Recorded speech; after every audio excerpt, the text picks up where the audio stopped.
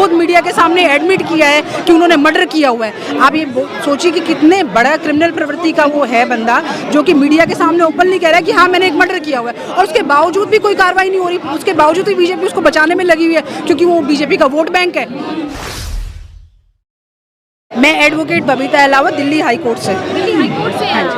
अच्छा मैम, क्या कहेंगी, अब जो है एडवोकेट भी इसमें समर्थन कर रहे हैं? बिल्कुल, सारे एडवोकेट्स इसमें समर्थन कर रहे हैं, और ये बेटियों की हक की लड़ाई है, ये बेटियों की न्याय की लड़ाई है, और हम न्याय की लड़ाई में इनके साथ खड़े हैं। और मैं यही कहना चाहती हूँ, जिस तरह से आरोप लगे हैं ब्रिजभूषण पे, उसको इमीडिएटली अरेस्ट करना चाहिए, उसको इन्वेस्टिगेशन ज्वाइन करनी चाहिए।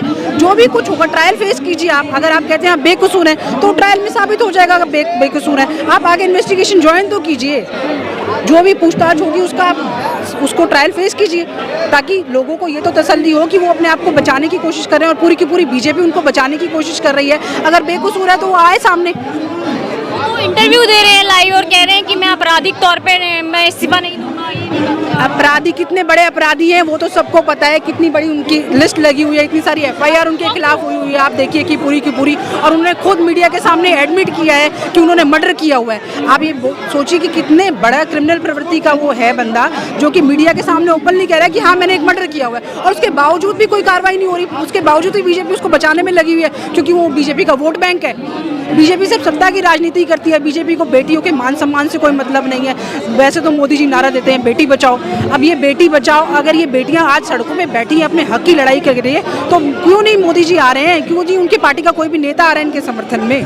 मैम, कानूनी तौर पे अगर बात करें कानून की, तो जो धाराएं लगी हैं उसमें तो तुरंत गिरफ्तारी का प्रावधान है, और आपको क्या लगता है कि क्या होना चाहिए? इमीडिएटली जो पोक्सो की एफआईआर हुई है उसमें इमीडिएटली अरेस्ट होता है। अगर इनके अलावा कोई और आम आदमी होता तो अब तक वो अरेस्ट हो चुका होता, उसके खिलाफ कार्रवाई शुरू हो चुकी होती। ये तो बीजेपी का इतना बड़ा नेता है, इसलिए इसको बचाने की कोशिश की जा रही है। और यहाँ पे एफआईआर नहीं हो रही थी इन लोगों तो चीफ जस्टिस के ऑर्डर के बाद तो एफआईआर हुई है। यहाँ पे आप देखिए, अगर एक 354 की भी जाके शिकायत, छेड़छाड़ की भी शिकायत कर देते हैं तो तभी उसमें एफआईआर हो जाती है इमीडिएटली।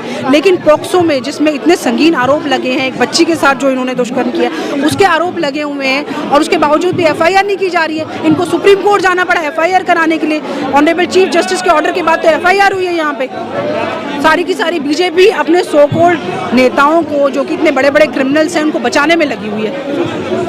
10 से 11 दिन हो चुके हैं, आज 11वां दिन है धरने का, लेकिन बीजेपी की तरफ से कोई भी एक बयान नहीं आया। कोई बयान नहीं आ रहा, बीजेपी का कोई नेता नहीं आ रहा। आज आपने देखा पीटी उषा जी आई थी और बिना कोई बयान दिए चुपचाप निकल गई वो यहाँ से। 25 मिनट बातचीत की है, उन्होंने कोई बातचीत नहीं करी, कोई बयान नहीं दिया यहाँ पे। खिलाड़ियों के साथ मीटिंग हुई है, खिलाड़ियों ने उनको मना कर दिया, क्योंकि वो खिलाड़ियों को गलत बता रही हैं कि तुम गलत लड़ाई लड़ रहे हो, तुम आके बीजेपी में शामिल हो ताकि तुम चुप हो जाओ, बीजेपी के खिलाफ कुछ मत बोलो। उनका मेन मकसद ये है कि बीजेपी के खिलाफ ना बोला जाए कुछ। अभी क्या हुआ है मीटिंग में, अगर आपको पता है? मुझे इस बात की तो आप क्या कहेंगे कि उन्होंने पहले एक बयान दिया था पीटी उषा जी ने कि ये जो है धरना देना मतलब एक सही नहीं है खिलाड़ियों के लिए, तो क्या कहेंगे? लेकिन अब आज जो है, और आज खुद ही वो आ गई। देखिए इन लोगों की मतलब पहले तो ये बयान देते हैं कि गलत हो रहा धरना प्रदर्शन। अगर ये गलत था तो आज क्यों आई है इसको समर्थन करने के लिए? समर्थन करने ही तो आई हैं।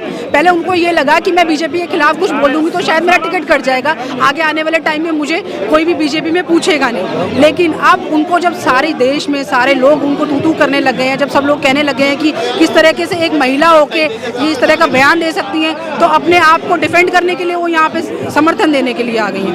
अब कल किसानों को जत्था भी यहाँ पर समर्थन देने के लिए बिल्कुल बिल्कुल आएगा, और सारे के सारे आज आम आदमी पार्टी के मिनिस्टर भी आए हैं, नेता भी आए हैं, सारी पार्टी के सब किसान, सारा देश इन बेटियों के साथ है, सिर्फ एक बीजेपी को छोड़ के। बीजेपी एक उस क्रिमिनल को बचाने में लगी हुई है, और यहाँ पे सारा देश इन बेटियों के साथ खड़ा है। जिस देश में बेटियों को पूजा जाता है देवी मान के, हैं पूजा की जाती है, आज वो बेटियां अपने हक की लड़ाई के लिए सड़कों पे बैठी हैं, जो देश का गौरव है। कोई आम पब्लिक नहीं है, ये देश का गौरव है, जिन्होंने सारे वर्ल्ड में देश का नाम रोशन कर रखा है। आज उन बेटियों के लिए, हक की लड़ाई के लिए कोई भी नहीं आ रहा है यहाँ पे, और वैसे कहते हैं कि जी इस देश में बेटियों को पूजा जाता है, कन्याओं को पूजा जाता है। आज कहाँ है वो लोग जो इतनी बड़ी बड़ी बातें करते हैं? जो विनेश के फोगाट के पिताजी हैं वो भी कह रहे हैं कि वो अब भी कुछ बड़ा आंदोलन करने वाले हैं। बिल्कुल, और ये आंदोलन बहुत बड़ा होगा, ये न्याय की लड़ाई, और जब तक इनको न्याय नहीं मिल जाएगा ना, हम लोग इनके साथ खड़े हैं और ये इन बेटियों को न्याय दिला के रहेंगे। वकील क्या करने वाले हैं? वकील भी पूरे समर्थन में है, कल भी आए थे सुप्रीम कोर्ट से एडवोकेट्स, और सारे एडवोकेट्स इनके समर्थन में।